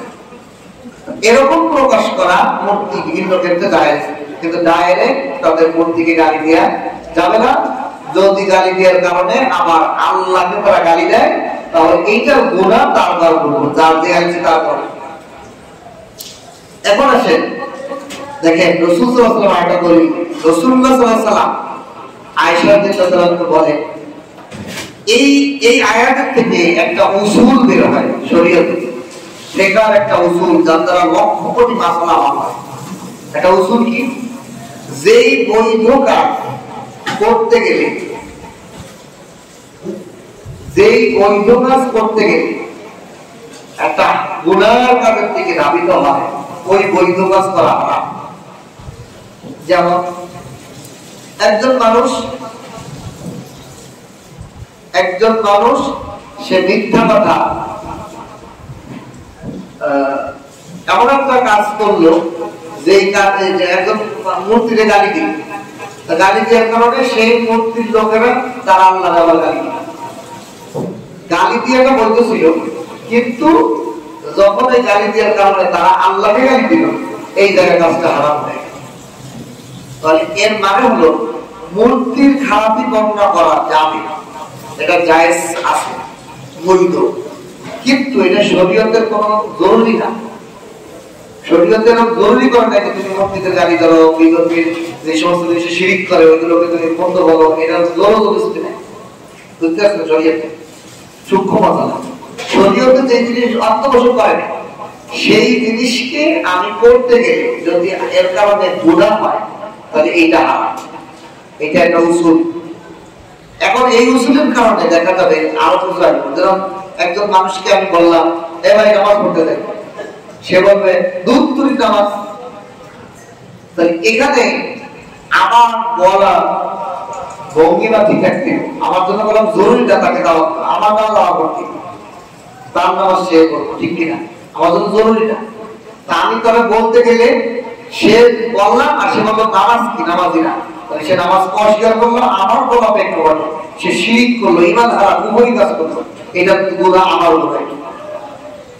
এই জন্য যে কাউকে যে কোনো মুহূর্তে ভালো কাজের দাওয়াত দিতে হবে। আপনি এমন একটা অবস্থায় দাওয়াত দিচ্ছেন, সে অবস্থা দূর দূরে আপনাদের মূল্যটা কি বেশি যাবেন বলে কিনা অনেক সময় এরকম। আপনি একটা মানুষের ঝামেলা মধ্যে ঝামেলা আছে, এই নিয়ে ভাই এরকম করে, এই নিয়ে কিসের উল্টো উল্টো করে বসে সে কুহুরি করবে, কুহুরির দায় বা আপনার করে। 2 নম্বর বিষয় হলো যে আল্লাহ এই জন্য শরীয়তের উসুলের ক্ষেত্রে নীতিমালা হলো যেই সমস্ত বিষয়গুলো ইসলামের উদ্দেশ্য প্রণোদিত না। যেমন একজন মানুষ নামাজ পড়লো, তার দেখে আর একজন টিটকিট করলো যে হে নামাজ পড়ে গেলেন, কি নামাজ পড়ে, তাহলে এটা হিংসামি করলো না? এই ক্ষেত্রে গুনাহ কেন? এটা আমার আমল, আমি করবো। আমার এই আমল দেখে যদি কেউ গুনাহ করে, টিটকিরি করে, হিংসা করে, সেইটা গুনাহ তার ঘর আমার বাড়ি। আল্লাহ রাসূল সাল্লাল্লাহু আলাইহি ওয়াসাল্লামের একটা হাদিসের ঘটনা আছে, এটা আয়েশা রাদিয়াল্লাহু তাআলা কে আল্লাহ রাসূল বলতেছেন, হে আয়েশা, আমার মনে চায় আমাদের জাতীয় পিতা ইব্রাহিম আলাইহিস সালাম যেভাবে কাবা ঘর বানাইছে ওইভাবে কাবা ঘরটা বানায়। কিভাবে কাবা ঘরটা ছিল? কাবা ঘরটা ছিল 2টা দরজা, পূর্ব পশ্চিমে 2টা দরজা ছিল, এক দরজাতে বার হইতো, এক দরজা ঢুকতো, এক দরজা বের হইতো। 2 নম্বর এই দরজা ছিল জমিনে, বাড়ির সাথে নিশা। কিন্তু আরবের কুরাইশ, আমার দাদা আব্দুল মুতালিবের যুগে যখন এই টাকার সংকট হওয়ার কারণে তারা কাবা ঘরের অর্ধেক বানায় আর অর্ধেক ডান্ডা দিতে রাখছে, হাতিমে কাবা হলেও কাবা ঘর। নাম্বার 2, তারা একটা দরজা বানাতেছে, খরচ বেশি, টাকার সংকীর্ণের কারণে 2টা দরজা বানায়, একটা দরজা বানিয়েছে, তাও আবার পূর্ব পাশে একটা দরজা বানাইছে, এবং তাও আবার মাথা সবার উঁচু করে দিচ্ছে যাতে সবাই ঢুকতে না পারে। এটা আব্দুল মুত্তালিবের যুগে কুরাইশরা এটা বানাইছে। তা আমার মনে চায়, হে আয়েশা, আমি ওই ইব্রাহিম আলাইহিস সালাম যেভাবে কাবা ঘর বানাইছে ওরকম বানাই, পুরাটা কাবা থাকবো, 2টা দরজা থাকবো, জমিনে থাকবো, পুরাটাই কাবা থাকবো। কিন্তু আমি বানাই না কেন? এই জন্য বানাই না, দেখেন এই যে শরীয়তের এটা উদ্দেশ্য করা হবে না, এই উসুলের ভিত্তিতে আল্লাহ রাসূল বলতেছেন এটা অত্যাবশ্যক না, এটা জরুরি কাজ না, ইসলামের শরীয়তের জরুরি কোনো কাজ নাই না। তো আমি এই জন্য বানাই না যে বানাইলে পরবর্তী যুগে যারা ইসলামিক শাসক থাকবে, তারা নতুন মুসলমান যারা হয়েছে, তারা দেখবে এই কাবা ঘরের মর্যাদা তাদের দিলে ধন্য হবে। তারা দেখলে কাবা ঘর ভাঙা ঘোরা হয়, মানুষ বানায়, এটা আল্লাহর ঘর কিলোমিটার আজমতই গোনা। ভাঙ্গা করা থাকলে এটা মোহাম্মতই গোনা, এটার মধ্যে একটা খারাপ প্রভাব পড়বো। অথবা আমার পরে যারা আসবো, আমি যারা ইসলামিক নেতা হইব, তারা মনে করবো এই কাবাগর বাইন দিয়ে আবার বানানো নবীর সুন্নাহ। এই জন্য কি আমার কিন্তু ভাঙতে থাকবো, এত ভাঙলে কাবাগরের আজমত নষ্ট হইল। এই জন্য আমি কাবাগর বানাই, এই জন্য আমি বাইন দিয়ে ওরকম বানাই নাই, যেরকম আছে ওরকমই রাখছি। এই জন্য আব্দুল্লাহ ইবনে জুবাইর রাদিয়াল্লাহু তাআলা রাসূলুল্লাহ সাল্লাল্লাহু আলাইহি ওয়াসাল্লামের পরে যখন উনি মক্কার গভর্নর হন, তখন উনি ছিলেন আয়েশা রাদিয়াল্লাহু তাআলার ভাইকে, রাসূল সাল্লাল্লাহু আলাইহি ওয়াসাল্লামের ভাইয়ের ছেলে জুবাইর রাদিয়াল্লাহু তাআলার ছেলে আব্দুল্লাহ ইবনে জুবাইর। উনি এই উনার খালার কাছ থেকে ঘটনা হাদিস শুনে উনি হুবহু ওরকম বানাইছিলেন। কাবাগরের বাইন দিয়ে দুই দরজা, নিচের দরজা এবং পুরা হাতিতে কাবা সহ কাবাগর বানাইছে আমাদের। আল্লাহ তাআলা ফায়সালা দেখেন। হযরত বিন ইউসুফ যখন আবার গভর্নর হয়, আব্দুল্লাহ ইবনে জুবাইরকে হত্যা করে এই মক্কা জয় করে উনি আবার যখন গভর্নর হন, তিনি রাসূলুল্লাহ সাল্লাল্লাহু আলাইহি ওয়াসাল্লাম যে জীবন দশায় যেরকম ছিল পরই বানাইছেন। আজ পর্যন্ত ওইভাবেই কাবা হয়ে গেছে। সুবহানাল্লাহ, এটা আমাদের জন্য রহমত হয়েছে। যারা হজ করতে যাবে, হাতিমে কাবার মধ্যে নামাজ পড়া মানে কাবাগরের মধ্যে নামাজ পড়া সব। সুবহানাল্লাহ। আর যদি পুরাটা হয়ে যেত, আমাদের মতো গরিব মানুষের কিনা দরজা খুলে কি করবো, কেউ ঢুকতে পারবে না। আর ঢোকার অনুমতি দিলে তো ভারতের আসলে ঠেলা ঠেলি, কাবাগরে ঠেলা ঠেলতে ভেঙে। এই জন্য আল্লাহ তাআলা এরপরে ইমাম মালিক রাহমাতুল্লাহির যুগে ওমর ইবনে আব্দুল আজিজ, তিনি বিশ্ববিখ্যাত একজন খলিফা ছিলেন, উনি চাইলেন যে আবার বাইকে রাসূলের ওই চাদর দিয়ে বানান। ইমাম মালিক রাহমাতুল্লাহি ফতোয়া জারি করলেন, না, এইভাবে যদি বাঁধতেই থাকে তাহলে কারণ রাসূলের যে মাংসা সেটা নষ্ট হয়ে যাবে। সুতরাং ফতোয়া জারি করলো কাবাগর ভাঙা হারাম, নিষিদ্ধ। সমস্ত আলেমরা ওই ফতোয়া দিল। বাচ্চা আব্দুল আজিজ, ওমর বিন আব্দুল আজিজ আর ধরলেন না, ওইভাবে রেখে দিলেন। আজ পর্যন্ত ওইভাবেই আছে। বাকি সংস্কার হয়, রং করা হয়, কিন্তু ভাঙা কেমন পর্যন্ত ওইভাবে থাকে। তো দেখেন এখানে এই উসুলটা যে আল্লাহ রাসূল সাল্লাল্লাহু আলাইহি ওয়াসাল্লাম, যেটা কি অত্যাবশ্যক নয়, এমন কাজ করা যাবে না যে কাজের দ্বারা আরো গুনাহ হয়, এটা উসুল। শরীয়তের ইসলামের এমন কোন কাজ, এটা বৈধ কাজ আপনি করতেছেন, এই কাজটা দেখে আর একজন কি করবো, গুনাহে পতিত হইবে। এক বিড়ি খাওয়া ধরেন মাকরুহ হবে, তাহলে বিড়ি খাওয়া মাকরুহ, তাহলে যদি আমি ইমাম সাহেব একটা খাওয়া শুরু করি, তাহলে মুসল্লিরা তো বিড়ি হুক্কা আছে না, হুক্কা নিয়ে ধরো কিনা। বিড়ি, ধূমপান, যে কোনো জিনিস, আর একটা উসুল আছে শরীয়তে, যে সমস্ত জিনিস শারীরিক ভাবে আমাদের ক্ষতি করে সেটাই হারাম। এই জন্য কোনো অনেক সময় অনেক বৈধ কাজ করা ঠিক না, তার দ্বারা কি হবে, কোনটা গুনাহে পতিত হবে সেটাই হারাম, সেটা করা যাবে না। সেই বৈধ কাজ অনেক সময় হারাম হবে। তা ঠিক আল্লাহ তাআলা বলেন, ওয়ালা তাসুবুল্লাযীনা ইয়াদউনা মিন দুনিল্লাহ, আল্লাহ ব্যতীত যারা তোমরা ডাকো তাকে তোমরা সাহাবারা নবীর উম্মতরা গালি দিও না। কেন? ফায়াসুবুল্লাহ আদুওয়ান আদুওয়ান বিগাইরিন, তারা অজ্ঞতাবশত তোমাদের দুশমনী বশত আল্লাহকে গালি দিয়ে যাবে। তোমরা যদি তাদের মূর্তিকে গালি দাও, তাদের শিরিক মূর্তি পূজা, বিভিন্ন পূজার ওগুলো গালি দাও, তাহলে তারাও তোমাদের সাথে দুশমনী বশত অজ্ঞতাবশত আল্লাহকে গালি দেবে। কাযালিকা যায়্যানা লিকুল্লি উম্মাতিন আমালা, এমনি ভাবে আল্লাহ তাআলা প্রত্যেক উম্মতের জন্য তাদের আমলকে সুসজ্জিত করে দিয়েছে। প্রত্যেক উম্মতকে পারেন, প্রত্যেক দলের লোক, যেই দল আমলিগকে আমলিগের রং দেখা দিচ্ছে, আমলিগ ছাড়া কিছু বোঝে না, বিএনপির রং দেখা দিচ্ছে আল্লাহ, ওরই মধ্যেই মনে হতো ওরই কি। আমি আশ্চর্য যে দেখবেন যে যেই দল করে সেই দলের ব্যাপারে তাকে এমন সুশোভিত আল্লাহ করে দিছে এই জায়গাটা, যে ওইটা ছাড়া সে অন্যটা বোঝেই না, বোঝার চেষ্টা করে। এই জন্য সে অন্ধ হয়ে যায়, হক বোঝে না। আল্লাহ বলেন, কাযালিকা যায়্যানা লিকুল্লি উম্মাতিন আমালা, প্রতিটা দলকে, প্রতিটা উম্মতকে আমি তাকে সুশোভিত করে দিয়েছি, সে তার আমল নিয়েই কি আমাদের উঠবো, সে ওই দলের ওই গোষ্ঠী নিয়ে উঠবে। সুম্মা ইলা রাব্বিহিম মারজিউহুম, অতঃপর তারা সকলেই, সকল দল, সকল উম্মত তাদের রবের কাছে ফিরে আসবে। ফায়ুনাব্বিউহুম বিমা কানু ইয়ামালুন। এরপর তোমাদের রব তোমাদেরকে সব স্পষ্ট বর্ণনা করে দিবে, কে হকের বলছিলে আর কে না হকের অন্যায়ের বলছিলে, সব বর্ণনা পাই টু পাই বর্ণনা করে দিব তোমাদেরকে। তোমাদের রব তোমরা যা যা আমল করছো সব আমল করো। ওয়ালা আকসামু বিল্লাহি জাহদা ঈমানিহিম, অতঃপর তারা আল্লাহর ব্যাপারে এমন কসম খায় জাহদা ঈমানিহিম।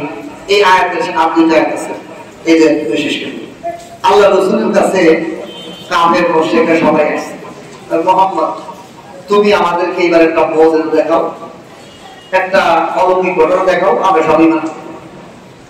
আল্লাহ রাসূল তারা কসম করে কিরে কাট পায় না, কসম খেয়ে কর, কিরে কেটে কর, তুই করবি তো মুজিজা দেখাইলে করবি তো, কি চাস তোরা? ভাই সাবা পাহাড়কে পুরোটা স্বর্ণ বানাই তো, তাহলে আমরা এই বানাতে পারবো। কাফের মুশরিকরা দল বেঁধে আল্লাহ রাসূল রেডি, কসম খা।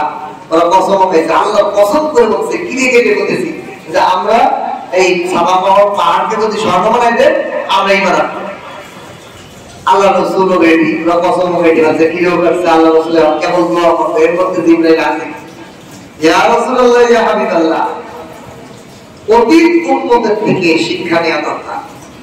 আপনি যদি বলেন আমি এখনই ফু দেব, এই সব সাবা পাহাড় পুরাটা স্বর্ণ হয়ে যাবে, কিন্তু যদি একজনও এখান থেকে ঈমান থেকে বিমুখ হয়, এমন আলাদাই সমূলে ধ্বংস হয়ে যাবে। তাহলে চিন্তা করে দেখেন, একজন যদি ফিরে যায় সমূলে সবাইকে ধ্বংস করা। তার অতীত যুগে হযরত সালেহ আলাইহিস সালামের উটনি বেরিয়েছে, তারা বলেছিল ইটনি বের করো আমরা ঈমান আনবো। আমার হইছে আমার আল্লাহকে শর্ত হলো যে উটনি একদিন পানি পান করবে খুবে, তোমরা একদিন করবা।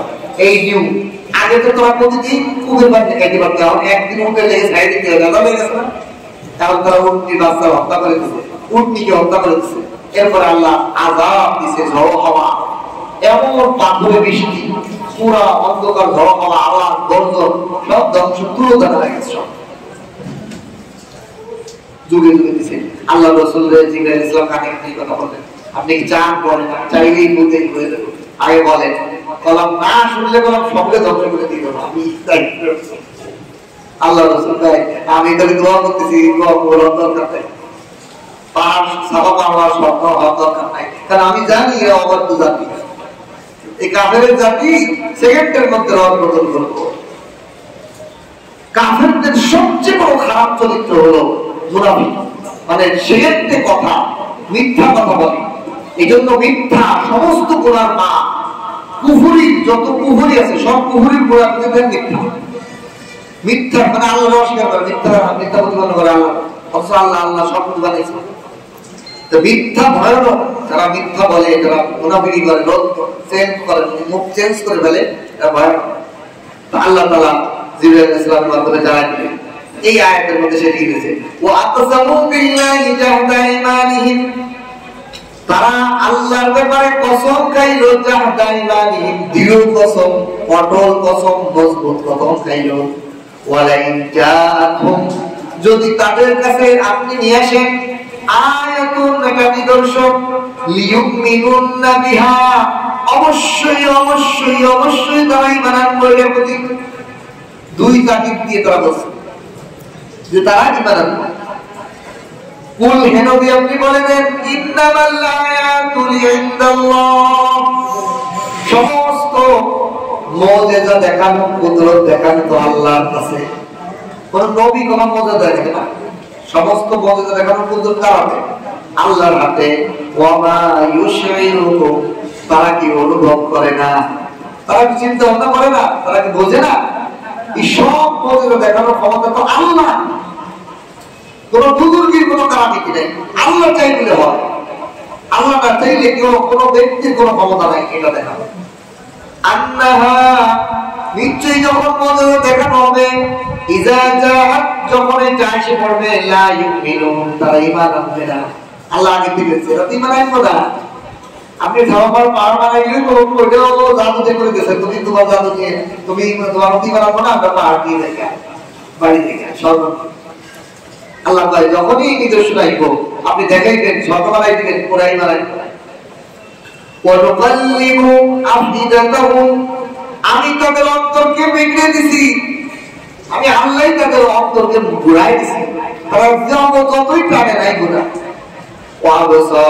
তাদের দৃষ্টি আমি সরাই দিছি, তারা দেখে না, হক দেখে না, তাদের অন্তরে বোঝে না, অনুভব করে না হক, তাদের দৃষ্টিতে হক বোঝে না, তারা হকের মধ্যে না।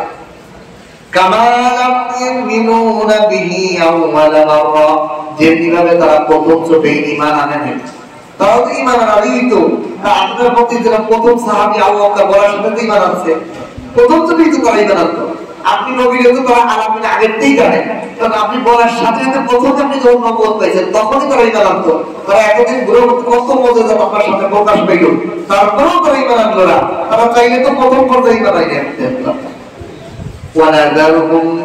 وَنَذَرَهُمْ فِي طُغْيَانِهِمْ يَعْمَهُونَ।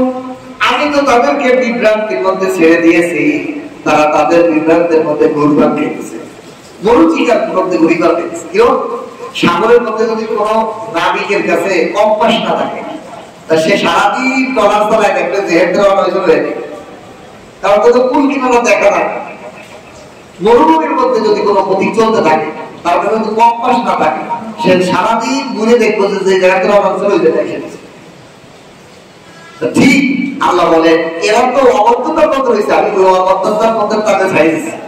ওই অবর্ততার ঘুরসাকের মধ্যে তারা ঘুরে ফিরে ওর ভিতরে আছে, ওর মনটি বাইরে যেতে পারবে। সুতরাং নবী আপনি ওদের পিছনে মেহনত করেন না, আপনি ওহিদার নির্দেশ দেওয়া এটা মেনে চলেন। যারা ঈমান আনলো, যারা আনলো না, এটার ব্যাপারে আপনার দায়বদ্ধ না, এটার ব্যাপারে আপনার কাছে কৈফিয়ত চাওয়া হবে না। আপনার দায়িত্ব শুধু পৌঁছেছেন কিনা এটা জিম্মাদারি আপনার। এর ফলে তারা মানুক আর না মানুক এটা দায়ভার তাদের উপর। আল্লাহ তাআলা এভাবে এই সপ্তম পারা আমাদের আজকে শেষ হলো, আলহামদুলিল্লাহ। আগামী সপ্তাহ থেকে আল্লাহ যদি তৌফিক দান করে হায়াতে বাঁচায় রাখে, অষ্টম পারা শুরু হবে। আল্লাহ তাআলা আমাদের সকলকে আয়াতের শিক্ষাগুলো জীবনে বাস্তবায়ন করা, ভালো কাজগুলো করার, মন্দ কাজগুলো থেকে বেঁচে থাকার তৌফিক দান করবেন।